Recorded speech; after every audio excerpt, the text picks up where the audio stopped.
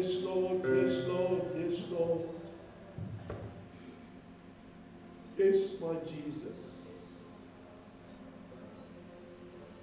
Yes, yes, yes, yes, yes.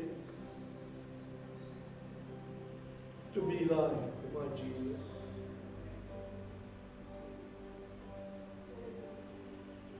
That's all I ask, to be like Him.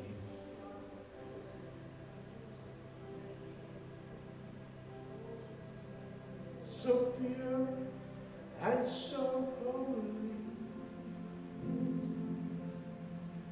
so meek and so low. All I have is to be like.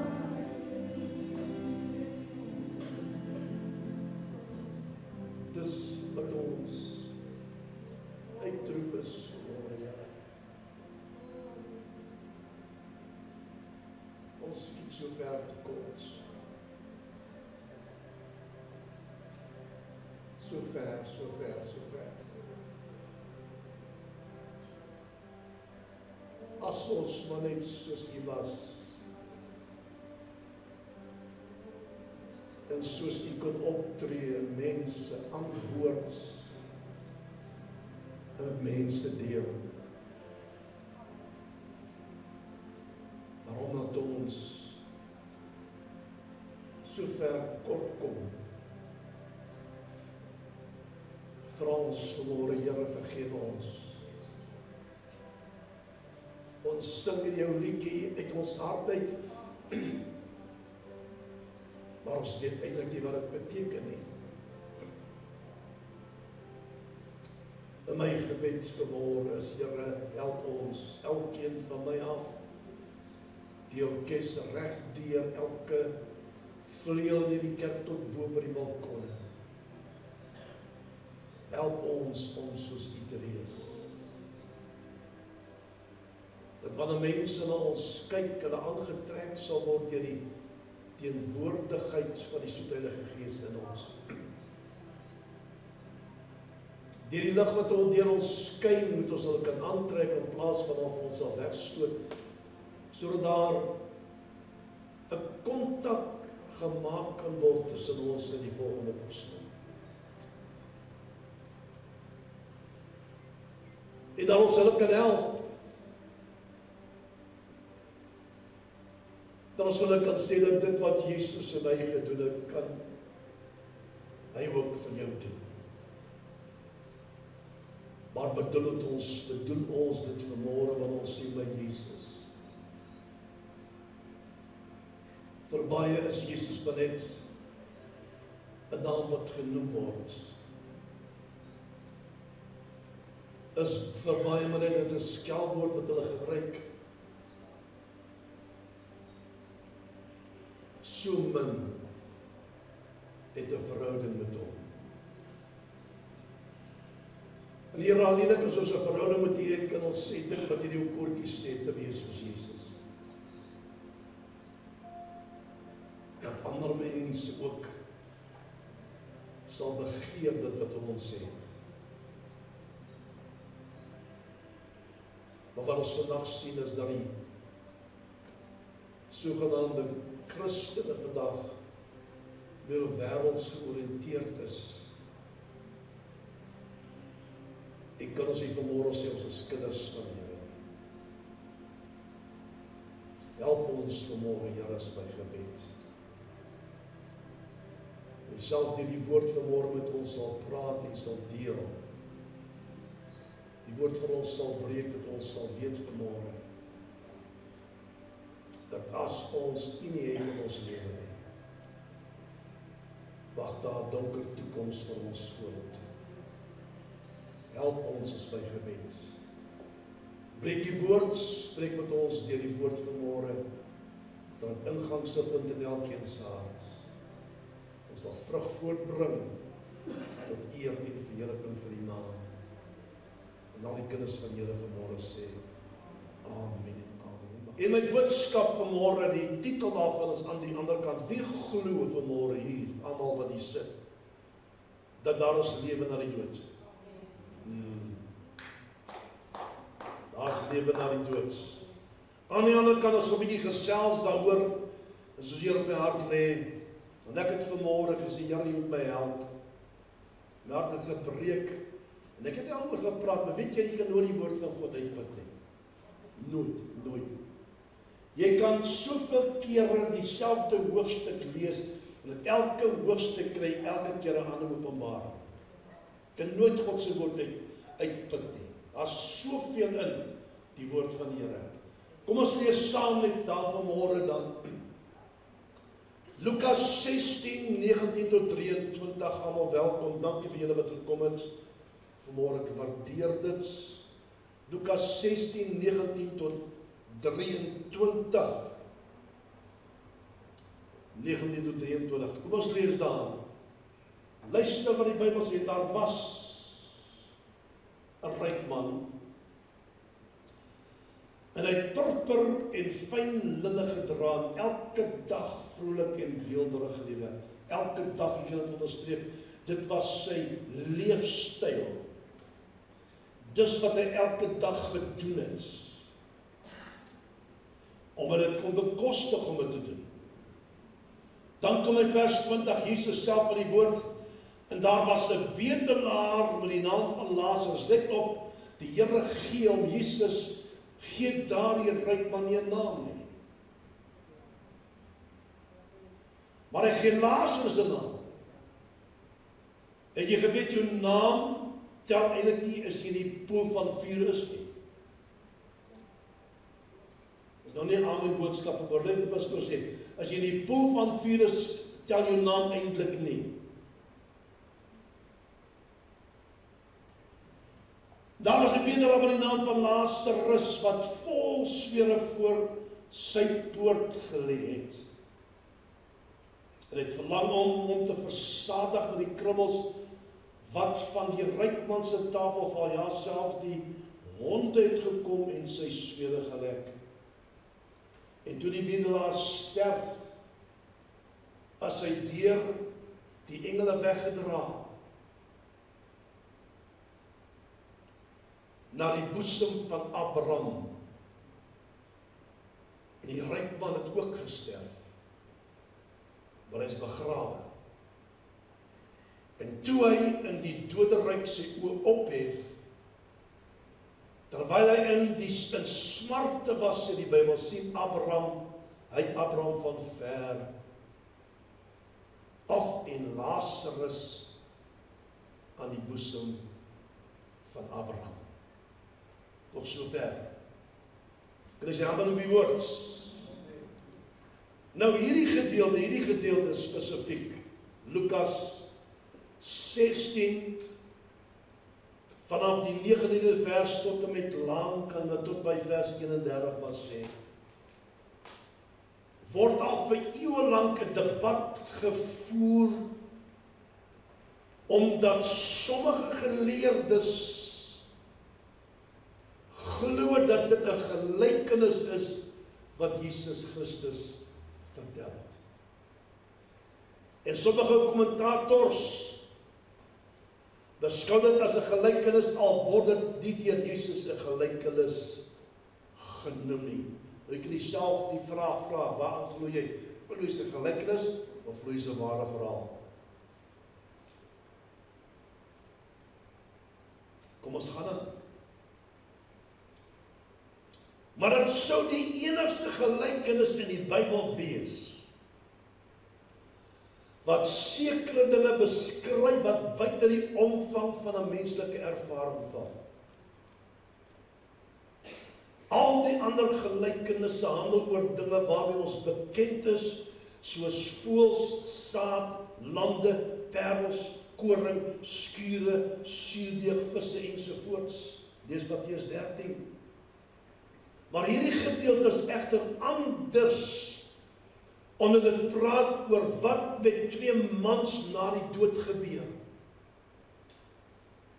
En dit is 'n gebied waar niemand van ons persoonlike ervaring het nie. Onthou, wat pastoor altyd sê, gelykenis is 'n aardse storie met 'n hemelse of geestelike betekenis, maar Lukas 16 oorskry die grense van die aardse.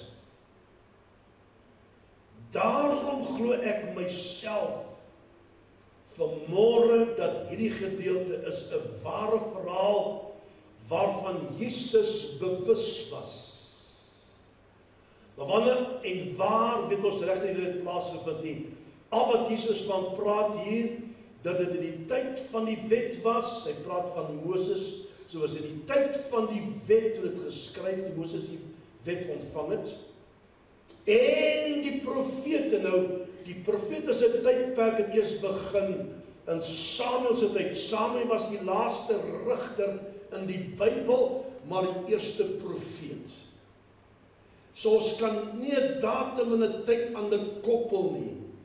Maar hy sê dis in die tyd van Moses, maar nou waar die wet dan aan lig gekom het, as ek so mag stel, en ook in die tyd van die profete, soos ons kan self gaan kyk en wonder wanneer hierdie gebeurtenis gelyk in die ware verhaal plaasgevind het. Nou die heel eerste belangrike punt onder hierdie gedeelte is dit. Jesus aan die woord en hy sê dat daar was 'n ryk man en die ryk man het 'n purper en fyn linne gedra en elke dag vrolik en weelderig gelewe. Luister net vir my pastoor by die begin hier van my boodskap. Is niks verkeerd om geseën te wees nie. Is niks verkeerd om mooi aan te trek nie. Is niks verkeerd as die Here jou finansiëel seën, as niks verkeerd met dit nie. Ek gaan jou wys waar hierdie man geval het. Niks verkeerd met dit nie. Die Here seën mense finansiëel bokant wat hulle kan dink of vra. En dis hoe die Here werk. Hy druk dit in, hy skud dit reg, hy gee vir hulle meer as wat hulle nodig het. Dis hoe die Here werk. So ons sien dat die naamlose ryk man hier dag gestap was, en elke dag sy lewe geniet het, want hy het alles gehad, hy het niks kort gehad nie, so het elke dag sy lewe geniet, dit was sy daaglikse leefwyse. Elke dag het hy so geëet, elke dag het hy so aangetrek, hy het goed aangetrek en goed gelewe. En wat Jesus hier vir die Fariseërs wou sê is dit, om God lief te hê en geld gebruik, in plaas van om God te gebruik en geld lief te hê. En die Fariseërs was baie lief vir hulle geld. Kom nou, ek het gelees, ek het daaroor gepraat al, hulle was baie lief vir hulle geld gewees. 1 Timoteus 6 vers 10 sê, the love of money is the root of all evil. Want die geldgierigheid is 'n wortel van alle ewel. So is nie die geld nie, is die liefde vir geld wat 'n struikelblok word vir mense. Hoor die pastoor sê, en sy liefde vir sy geld was sy struikelblok hier gewees. En toe Jesus vir daai een man sê, kom die man, ons Here, ek het alles gedoen wat die wet sê, ek het gedoen, ek het my naaste lief gehê, ek het vir hulle gegee, ek het God lief met my hele hart, my hele siel, met my alles. Hy sê, Here, wat ek nou doen? Hy sê, gaan verkoop al die goed en gee dit in die armes. En die Bybel sê, die man het hartseer geword en omgedraai en weggestap. En die Here sê, dis hoekom dit so moeilik sou wees vir 'n ryk man om die koninkryk van God te beerwe. Nie dat hy iemand wat geld in die koninkryk gemaak het, maar omdat daai man sy geld gaan bid het in plaas om God te aanbid. Dit was die verskil. So hierdie ryk man het goed gelewe, God aangetrek, maar het sy geld aanbid en dit is waar dit gebly het. Hy het geen niks vir die Here gegee glo nie en ook het hy die Here aanbid nie. So daar was 'n hakplek, daar was 'n bottleneck in sy lewe wat hy moes regstel en ek glo net soos elke persoon 'n geleentheid kry om Jesus aan te neem as 'n persoonlike saligmaker, hierdie persoon in daardie tyd ook sy geleentheid gekry het om volgens die wet te lewe. Tweedens beskryf Jesus die tweede persoon. En hy sê, daar was 'n bedelaar by die naam van Lazarus, wat vol smere voor sy poort gelê het. En hy het verlang om te versadig met die krummels, het hom verlang om te versadig met die oorskiet. Ek gaan nou vir julle verduidelik hoe dit werk. Wat van die rykman se tafel val. Ja, selfs die honde het gekom en sy swere gelek. En ons lees hier nou van die rykste persoon tot die armste persoon. Wêreldwye verskil tussen die twee persone. Die een het meer as genoeg gehad, en ander het niks gehad nie. Hy moes betel as hy iets wou hê. En weens dit, en die min eet, verkeerde kos eet en buite slaap, was die bedelaar Lazarus 'n sieklike persoon. En die Bybel sê sy liggaam was vol swere. En die straathonde wat hom gevolg het, het sy swere gelek wat so 'n bietjie verligting gebring het. En sy naam Lazarus beteken eintlik die een wat God help. Is dit nie mooi nie? Die een wat God help. Maar Jesus sê iets interessant hier. Hy sê hierdie met jong of die bedelaar het gelê by die huis of die paleis van huis van hierdie man, elke dag seker soontoe gevat en die dag gelê gewag vir 'n stukkie brood om te eet. Of die afvalkoste. Wat hulle gemaak het in daai tyd? Ek het nou vanmôre weer gelees. Hulle het nie servette gehad om hulle hande af te vee. Hulle het nie 'n lap gevat om hulle hande af te vee nie. Hulle het brood gebreek. Die brood gevat en dan hulle hande gevat en die vet van hulle hande afgevee en die brood letterlik op die grond onder die tafel gegooi. En dis wat Lazarus gesien het. Hy was bereid geweest om daardie brood wat op die grond gegooi word, wat hulle hande afgeweet, hy was bereid geweest om dit te vat en te eet. Maar selfs dit was nie vir hom gegee nie. Nou die vraag wat ek vra, het hierdie ryk man dit moetswillig gedoen, dat Lazarus kon sien waar hy elke dag geëet het, want die Bybel sê by die poort van die huis het hy gesit en gekyk en gewag vir 'n stukkie brood of iets wat die ryk man vrou sou gee. Het hy regtig waar sy kop weggedraai wanneer die man daar in die oggende geplaas was en het hom 'n stukkie brood gegee om te eet, of selfs iets om sy maag te vul nie. En dit is wat die Here ons wil uitwys vanmôre. Dat daardie man met al wat hy gehad het, het eers sy maag gevul en almal wat saam met hom gesit het, en was eers bereid om daai afvalkos te vat en dit vir Lazarus te gee nie. So Jesus herinner ons daaraan. Spreuke 19 vers 7 sê, as jy ontferm oor die arme, leen jy aan die Here. Daar is 'n verskil tussen 'n arme en 'n arme. Ek het eendag daaroor gepraat. Nie almal wat beter is armes nie.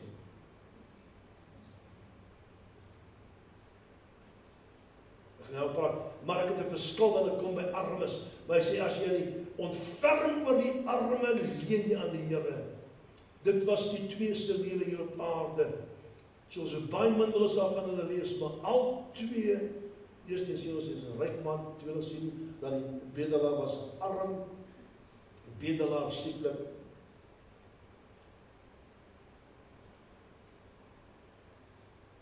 Dis wat ons van hulle weet.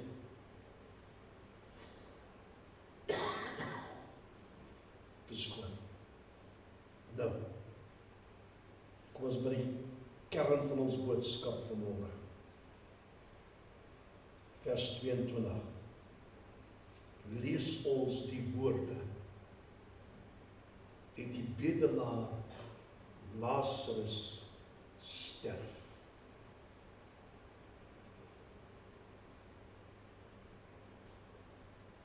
Ek sê dit dink vanmôre toe ek dit daar skryf, dis niks om te sterf as jou sake met die Here reg is nie. Maar jy het 'n probleem as jy sterf sonder Jesus.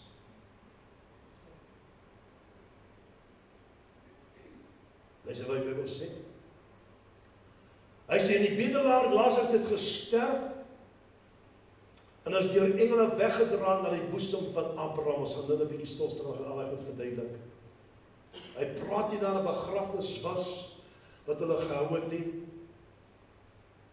Nou in daardie tyd as daar 'n onbekende liggaam of belaatsend was sterf of iemand doodgegaan het en daar was 'n familielid gewees nie, het hulle die liggaam op die ashoop gegooi. Kyk vir pastoor. Hulle het die liggaam op die ashoop gegooi waar die ashoop so goed verbrand het wat die woordjie Gehenna beteken. Dis waar die woordjie Gehenna vandaan kom. Dan het hulle die liggame daar verbrand saam met die as en die vuil goed alles wat daar gegooi was. En die geleerdes sê dat het hulle glo dieselfde hier, dat hierdie man se liggaam was dan gevat en op hy ashoop gegooi en verbrand, want daar was nie geld gewees om 'n begrafnis te hou vir hom nie. Hartseer. Hartseer. Engele het hom gevat. Nou wat beteken dit, pastoor? Engele het hom gevat wanneer die liggaam tot sterwe kom, dan die liggaam, die Bybel sê die liggaam keer terug tot stof toe. Die mens bestaan uit gees, siel, liggaam. Aan die ander die mens is gees. Ek het nou reg ook gesê, ons is geskape na sy ewebeeld, beteken ons is geskape innerlik na sy beeld, nie uiterlik nie. Innerlik na sy beeld is ons geskape. So die mens is gees, het 'n siel, onsterflike siel en woon in 'n liggaam. So die dop, my liggaam is die dop waaraan die ware pastoor Pieter Swillepol woon. My liggaam huisves my geestelike mens hier binne-in. Die ware persoon, soos wat ek lyk soos God, dat God se ewebeeld geskape, woon in hierdie liggaam. So wanneer ek tot sterwe kom, gaan die liggaam keer terug tot stof. Die geestelike mens kan nie bly nie. Hy moet 'n ander blyplek soek, as ek altyd die woorde mag gebruik. Ons gaan nou daarby uitkom. En hy verhuis. Hy moet 'n blyplek kry aan die ander kant. Nie op die aarde nie, aan die ander kant moet hy 'n blyplek kry. Nou, luister wat gebeur het hier. So wat hy daar, toe hy sterf, toe word sy geestelike mens, nie die liggaam nie, sy liggaam was verbrand daar, sy geestelike mens, kon die engele kom haal, en na die doderyk toegeneem. Ek gaan nou verduidelik dat ek dit wil staan. Waar hy aan die boesem van Abraham gelê het, want Abraham was ook in die doderyk. Nou, kom ons stop net vinnig daar, jy kan verstaan, voor ek anders gaan jy nie verstaan.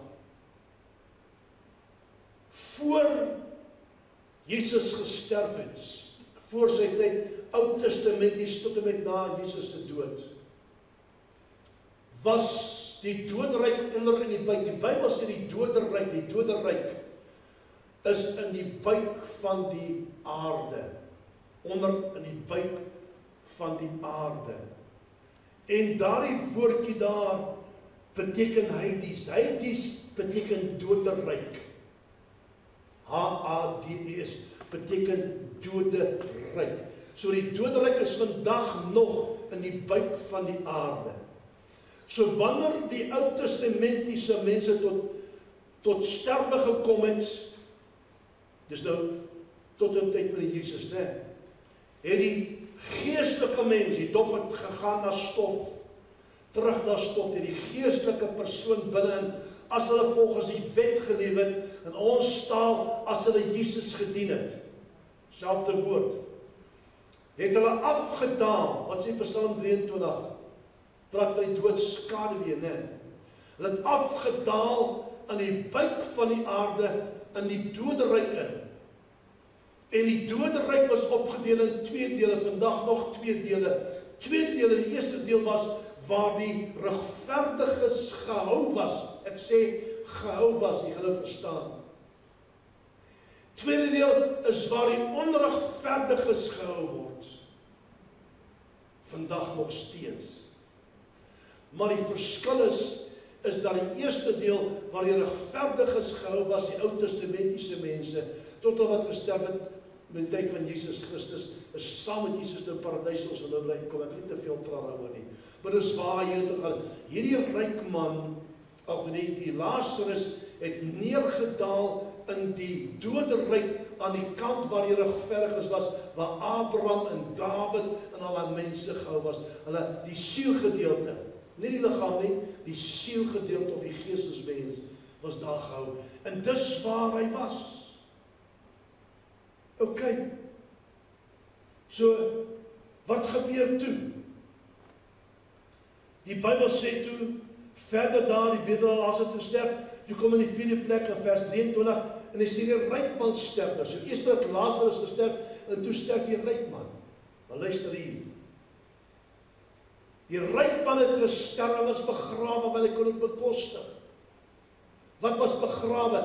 Die dop, die liggaam, die dop, waarin my ryk man gebly het, was begrawe. Want die liggaam keer terug tot stof. Maar sy geestesmens, luister nou hier baie mooi, sy geestesmens het opgeland ook in die doderyk, maar aan die ander kant van die doderyk 2 dele het nou gesê, een waar die regverdiges was, tweede is waar die onregverdiges was, en hy eindig waar die onregverdiges was, die sondaars met ander woorde. Want luister wat hierdie man sê. Luister wat hy sê. En toe hy in die doderyk, hy die sy oop ophef. Terwyl hy in smarte was, hy was aan smarte.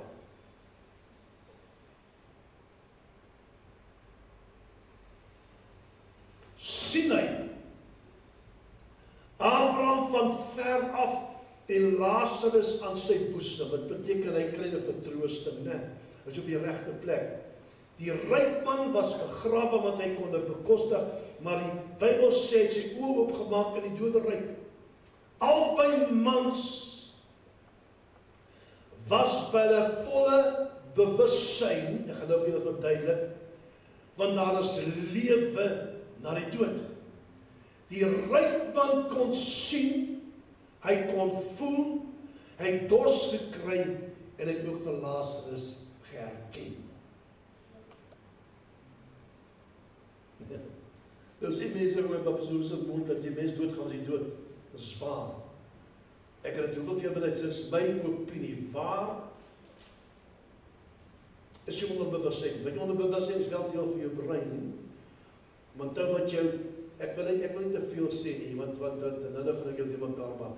Maar wat jou fisiese liggaam is jou geestelike liggaam dieselfde. Jou sintuie wat jy het aan die fisiese liggaam, en jy sintuie aan jou geestelike liggaam ook. Presies dieselfde. Al wat ek maak is ek moet uit my liggaam uitstaan, nie staan nie, wat ek kan sien. Maar ek is nog dieselfde persoon. Ek is nie jonger, ek gaan nie grys wees nie. Ek gaan nog die dieselfde persoon wees, dieselfde sintuie, alles werk nog dieselfde na, die sintuie alles, so wat jou onderbewussyn, so dit wat op die aarde, kom ek stel dit so, wat hy op die aarde gedoen het, was op sy onderbewussyn vasgevang. Terwyl hulle ritueel gevolg het, en hulle mense geweekklaag het by die graf, het hierdie man, ryk man, smarte gely, in die doderyk. Sy liggaam was dood, maar hy was lewendig. Sy liggaam was dood, maar hy was lewendig. Luister baie mooi wat pastoor sê. Hy kon alles onthou. Hy kon alles voel. Hy het dors gekry. En ek Lazarus herken. So alles wat hy in die wêreld waar hy was gedoen het teruggekom na hom toe daar, en hy het presies geweet waar hy gefouteer het. Hy het presies geweet, hoekom is hy in die doderyk, maar aan die ander kant.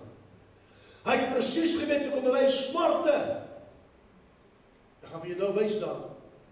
Hy het al daai dinge presies geweet wat aangaan in die doderyk. En daar kon hy met sy oë oor die kloof, en dan sê daar was 'n kloof, en nog vandag seker nog steeds, maar daar's 'n kloof tussen die twee in die doderyk, die een waar die regverdiges was, een waar die onregverdiges was. So jy kan die persoon oorloop soontoe, na daai kant toe nie, die persoon kan nie oor gaan soontoe nie. En vandag nog dieselfde, want die een kant van die doderyk is dood. Ouma en oupa kan nie jou verskyn nie.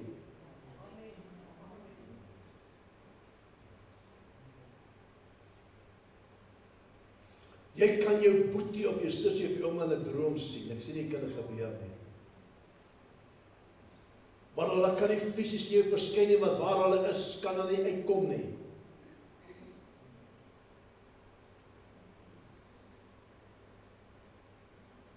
Die doderyks wat ek nou van vertel spesifiek is eintlik ek noem dit die bewaarplek. Eerste plek was die bewaarplek van die regverdiges tot Jesus sou kom haal het, was hulle bewaar daar. En die ander kant waar die vlamme, hy praat van vlamme daar in vuur, waar hulle bewaar word, daar word hulle bewaar vir die wit troonoordeel. Dus moet sê ek wil aangaan tot by die wit troonoordeel, so ek wil verduidelik hoe dit werk. So hy was aan die ander kant gewees. Terwyl hulle heel daar bo by sy huis, by die begrafplaas, en blom op sy kus sit, en partykeer op weeklag, allerlei dinge, lei hy smarte in die put van die vuur. Verskriklik, né?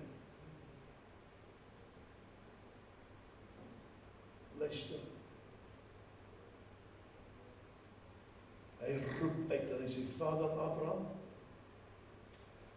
hy sê, wees my barmhartig en stuur Lazarus, dat hy die punt van sy vinger in die water kan insteek, my tong kon verkoel, want ek ly smarte in die vlam. So waar Abraham en die ryk man was daar die vlam nie. Waar Lazarus was die vlam nie. Maar waar die ryk man was saam en ander was daar vlam. Ek gaan nou vir julle verduidelik wat die doderyk is. Hy was bewus van homself. Hy was in staat om te sien, om te voel, te praat, te onthou, met onmiddellike bewustheid van waar hy was. Hy het geweet waar hy was nie daar nie, hy het gedink omdat hy bo op die aarde, het hy alles gedoen wat hy moes doen, hy het miskien goed gelewe, ek weet nie wat hoe hy gedoen het nie, maar hy het gedink dat hy daarvanaf, as ek die woord mag gebruik, hemel toe sal gaan, aan die kant miskien die doderyk, aan die ander kant, maar hy het opgeland aan die verkeerde kant. Dis in die verhaal oor die ryk man wat gedink het, dat hy gaan hemel toe maar in die hel beland het. En tragies genoeg, sal dit die algemene ervaring wees van baie, indien nie die meeste van die inwoners van die hel wat ontdek, dat te laat op die hekke van die hel geskryf staan, soos vroeër genoem. Dit toon ek die meeste opnames dat die groot meerderheid van die mense wat deelgeneem het, dink hulle sal hemel toe gaan wanneer hulle sterf. Ons om in die hemel te glo, maar in die hel nie, is om te verklaar dat daar tye was toe Jesus die waarheid gepraat het en in tye hoe hy alleen vertel het. So as jy net praat van die hemel en nie praat van die hel nie, maak jy Jesus alleen aan. Kom nou mense. Jesus het meer gepraat van die hel as van die hemel. Gaan lees, maak 'n studie en gaan kyk, hy het meer gepraat van die hel as die hemel. Nou die vraag wat ek vra, as ek en jy weet vanmôre, dat die persoon wat langs my sit, of voor my sit, of saam met my bly, of my vriend of vriendin, maak nie saak wie dit is nie, jy weet hulle lewe is nie reg nie, jy weet as daai persoon sy oë gaan toemaak, gaan hy definitief nie hemel toe gaan nie, hy gaan opeindig waar hy graag wil opeindig, soos die ryk man. Hoekom hou jy jou mond en jy bly stil in plaas van om die mond oop te maak en daai man te waarsku, die persoon te waarsku, sê, hoorie my boetie, my sussie, as jy nie gereg maak nie, gaan jy dit definitief nie maak nie. Verstaan wat Paulus sê? Hoekom word so min gepreek van sonde in kerke? Hoekom word so min gepreek van die hel in kerke? Jy hoor dit nie. Want almal wat inkom by 'n kerk gaan hemel toe, dit bestaan nie, daar's nie so 'n ding nie. Nie almal wat kerk toe gaan hemel toe nie.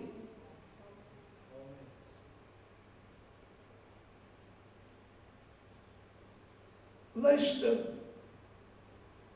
kerke doen dit nie vandag meer nie, praat nie eers oor sonde nie, waarsku die mense nie. Solank hulle die kerk kan vol kry en preek wat hulle graag wil preek en van hulle self en politiek en alle dinge, is dit oukei met hulle, in plaas van om die woord te verkondig, die goeie nuus uit te dra, die regte ding te verkondig, sodat mense weet, daar is 'n hemel en daar is 'n hel. Daar's nie net 'n hemel nie, daar's 'n hemel en 'n hel.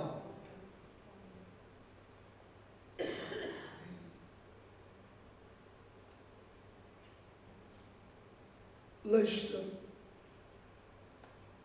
het jy geweet dat persone wat opland in daardie plek sal onthou van elke boodskap na wat hulle geluister het? Weet jy dat elke persoon wat opland in daai plek sal onthou van elke uitnodiging wat gemaak was? Jy het geweet dat elke persoon wat opeindig in daai plek sal onthou van elke oproep wat na hom of haar gekom het, waar hulle gevra was om kerk toe te kom? Het jy geweet dat die mense wat daar opland sal al die speeking onthou? Alles wat jy kon help om op die regte pad te bly sal onthou, dit sal in hulle gedagtes wees, in hulle lewe wees, hulle sal hulle haar uit hulle kop wil uittrek as hulle dit weet. Ja. As jy maar net geweet het dat wat die daar is, word daar eintlik vir jou gepreek, daar word vir jou gepreek, want dis alles wat in jou hart en jou onderbewussyn vasgevang is, dis dinge wat jy herinner word, jy is nie per toeval daar nie, dis jou keuse gewees en dis hoekom jy daar is. Dit was die keuse van die ryk man om die regte besluit te maak en hy het die verkeerde besluit gemaak. Luister. Wie wat my tref, baie keer het ons die woorde gebruik, jy moet 'n persoon praat. Die kwaad van die persoon sê vir die persoon go to hell. Weet jy wat van die persoon gesê het?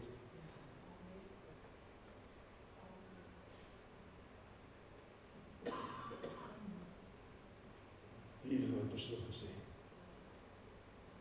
As ons maar net die waarheid gesê het, hel is 'n werklikheid. Ja, bestaan. Gebruik die woorde go to hell, en woede doen ons dit baie keer, en ons weet nie wat ons vir die persoon eintlik sê nie. Ons as kinders van die Here is te bang om ons mond oop te maak en ander te waarsku oor die put van vuur of ja. Kom ek wil net nog ietsie verduidelik daar. Ons praat dan van die twee doderyke. In een doderyk opgedeel in twee dele. Ons praat van die een waar die regverdiges was. Ons praat van een waar die onregverdiges was. Een van die onregverdiges bestaan nog vandag. Een van die onregverdiges is leeg. Na Jesus opgevaar het, hemel toe sê die Bybel, hy het hulle gevange geneem, hy het hulle opgevaar na die paradys wat bo is. Ons sal daarby kom nog. Maar luister.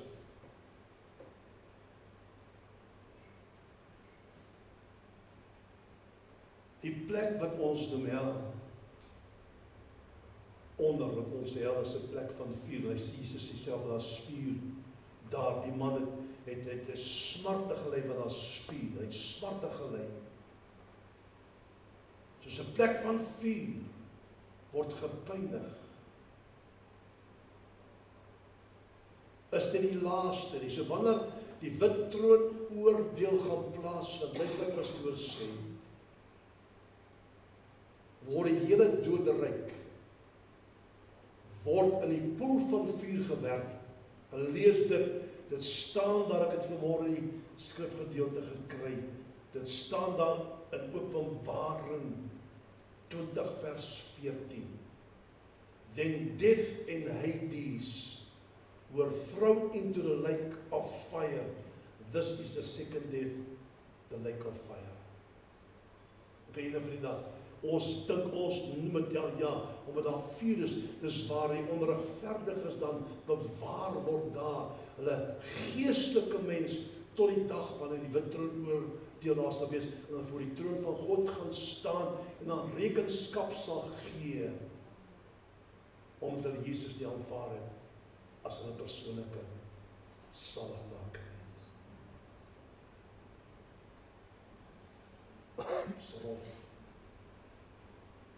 Israel. Vyfde punt, wat sê Abraham van die ryk man? Abraham antwoord en sê, kind, hy noem hom aan 'n naam, hy sê, kind, onthou dat jy jou goeie dinge in jou lewe ontvang het, en so ook Lazarus die slegte. En nou word hy getroos waar jy ly smarte. En by dit alles is daar tussen ons in julle kloof gevestig, sodat die wat hier vandaan wil oorgaan na jou toe, en van die kant en die ander kant toe, nie kan dit doen nie. Julle kan nie oorkom, die ander kan nie oorkom nie, die kant toe nie.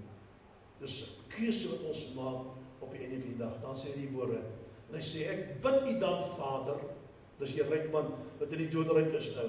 Ek bid u dan, Vader, om hom, vir wie? Vir Lazarus na my vader se huis te stuur, want ek het nog 5 broers. Met ander woorde, hy het presies geweet hoekom hy daar is. En hy wil net met Lazarus met so toe gaan om sy 5 broers te waarsku, om dieselfde ding te doen as wat hy gedoen het nie. Hulle dringend te waarsku sodat hulle ook nie in hierdie plek van pyn gaan kom nie. Toe sê Abraham vir hom, hulle het Moses en die profete, laat hulle na hulle luister. Maar hy antwoord, nee Vader Abraham, maar as iemand uit die dode na hulle gaan, sal hulle kan bekeer. Maar hy sê vir hom, as hulle nie na Moses en die profete luister nie, sal hulle nie oortuig word nie, al sou iemand ook uit die dode opstaan. As mense nie oortuig word deur die woord van die Here en nie omswaai en reg lewe en die Here aanneem as 'n persoonlike saligmaker nie, kan enigiemand in die dood staan as hulle nog nie luister nie. Verstaan? Daar moet 'n verandering in jou innerlike mens kom om te wees soos Jesus vanmôre gesê het. Om te wees soos hy, moet jy binne verander, totaal binne verander, sodat jy 'n ander mens kan wees.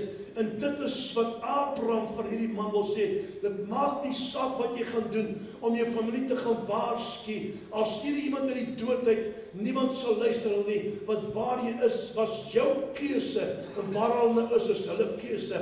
Hulle moet self besluit om te draai en God te dien. Mense moet self besluit om te draai en Jesus te dien. Jy kan nie 'n perk tot by die watervat en maak drink nie. Jy kom net tot daar vat en los. Die perk moet self water drink. Jy kan mense kerk toe bring soveel as jy wil en sê ek gaan jou kerk toe vat, jy moet jouself bekeer. Nee, dis in die kerk waar die Here die werk doen, waar hy persoon sit, waar hy sy hart kan verander en hy Jesus aanneem as sy persoonlike saligmaker.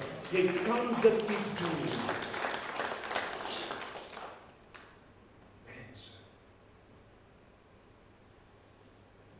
Hoeveel vandag? Mense wat ons na kyk. En dit is so moeilik op 'n begrafnis wanneer jy persoon nie geken het.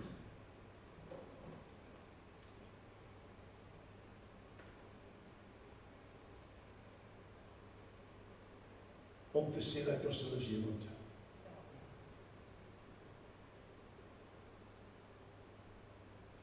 Selfs as daai persoon 'n kind van die Here was,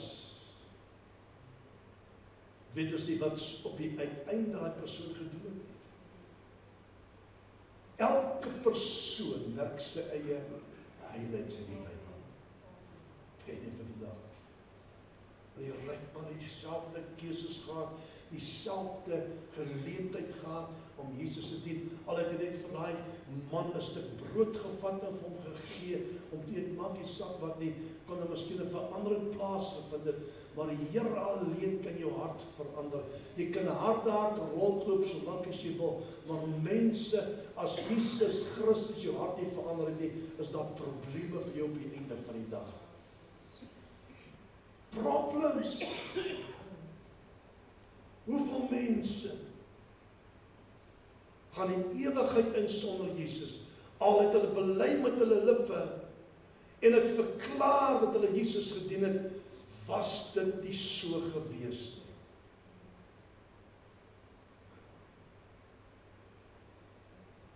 Ek bid dat die Here ons sal help regtig, ek bid dit uit my hart uit.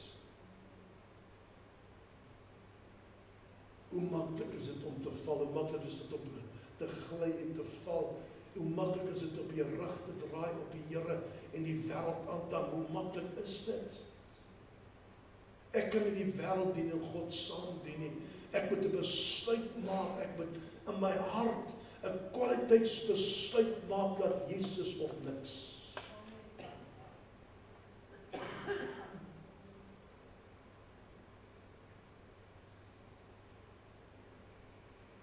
Mag dit vir ons 'n les wees, hoor.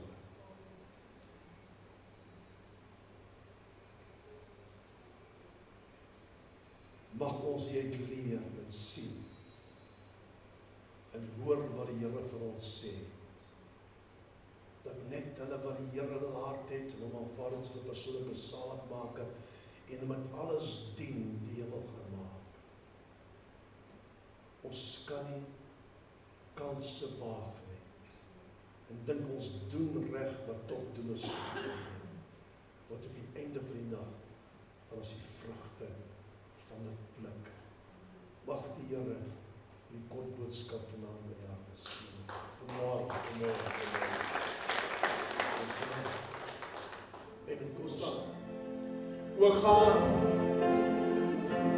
my liefde my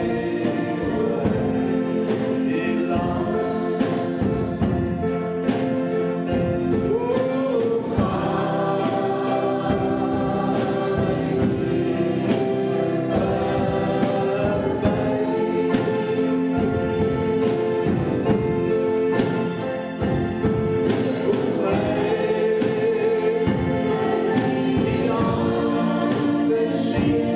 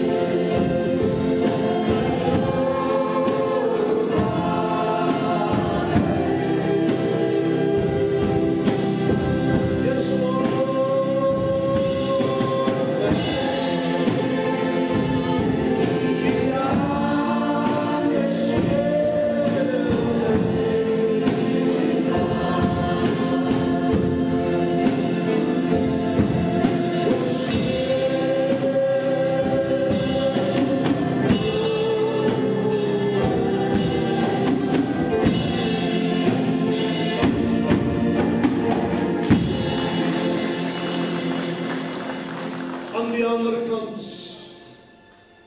is daar ook lewe.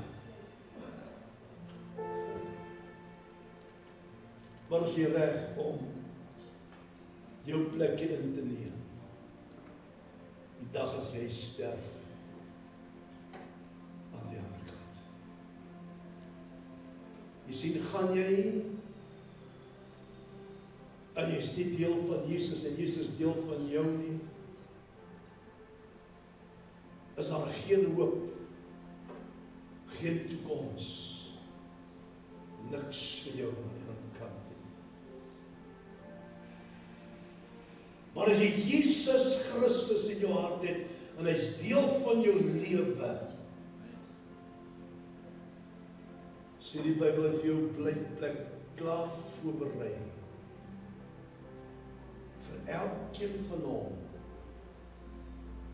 wat hom aangeneem het, as hulle persoonlike saligmaker. Ek wil jy vanmôre geleentheid gee.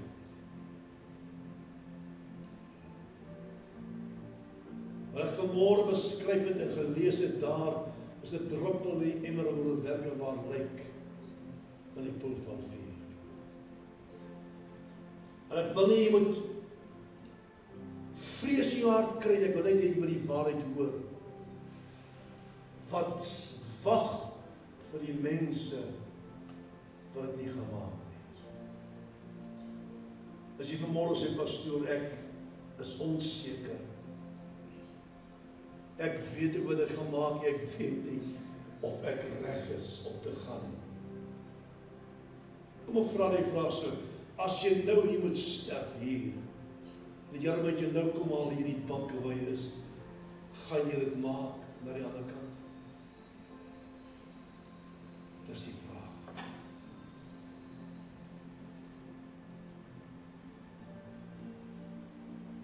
As jy nie seker is nie, wil ek jou insluit in die gebed vanmôre.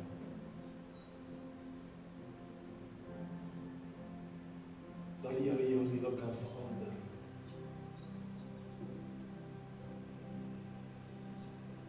Mense,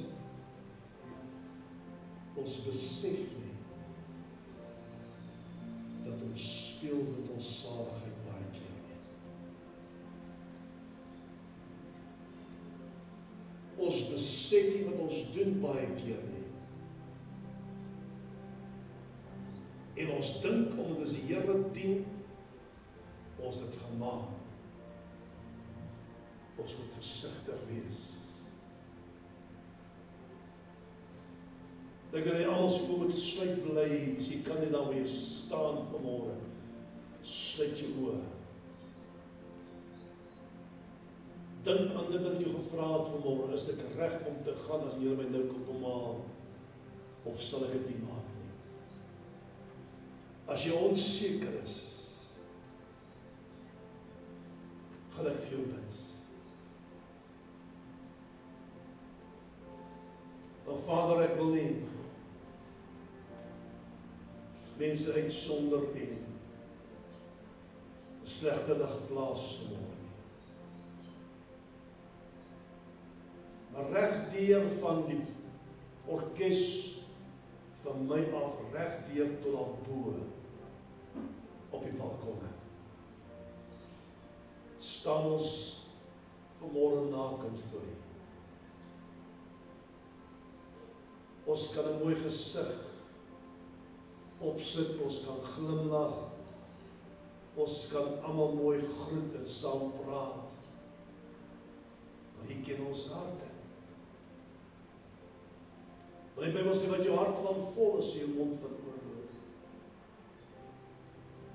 En Here, ek as herder van hierdie gemeente vanmôre pleit by U dat jy by die mense sal stil staan, sodat die een van ons vanmôre hier teenwoordig sal opeindig waar die Rykman opgeëindig het nie. En ek kom staan vanmôre en ek vra namens hom om vergifnis. Ek vra vergewe elkeen wat die sonde mag wees vanmôre. dat hulle dit, Here sal laat staan, dat hulle ontslae sal raak van dit, dat die bande gebreek sal word vanmôre, dat hy laste sal afval in Jesus naam.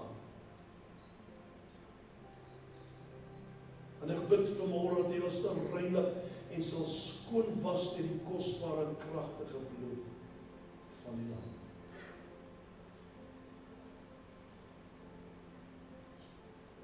Wat doen ons? As ons volgende week in Sondag kom en een van hulle hier is nie.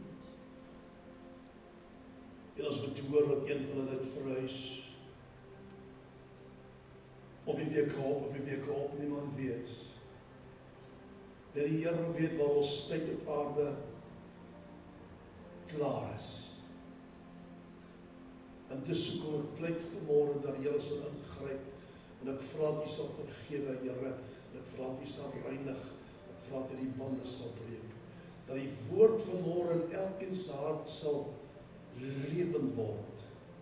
Dat elkeen sal hoor, want dit wat gebid word vanmôre hier, as hulle dit nie maak nie, sal teruggespeel word van hulle, sal herinner word, Here waar hulle is, op die verkeerde plek sal hulle die gebed hoor, en weet, het ek maar net nie, liewerste dit gedoen nie, en maar reg gemaak, want is het te laat. En dis hoekom ek bid en vra vanmôre, in Jesus Christus se naam, dat hy die werk sal doen. Dankie dat hy regverdig is. Dankie dat hy getrou is. Dankie dat hy ons God en Vader is. Ons dankie vir vergifnis in Jesus naam. En almal teenwoordig vanmôre hier, sê amen en amen op die woord. Kom ons sê dankie vir Jesus.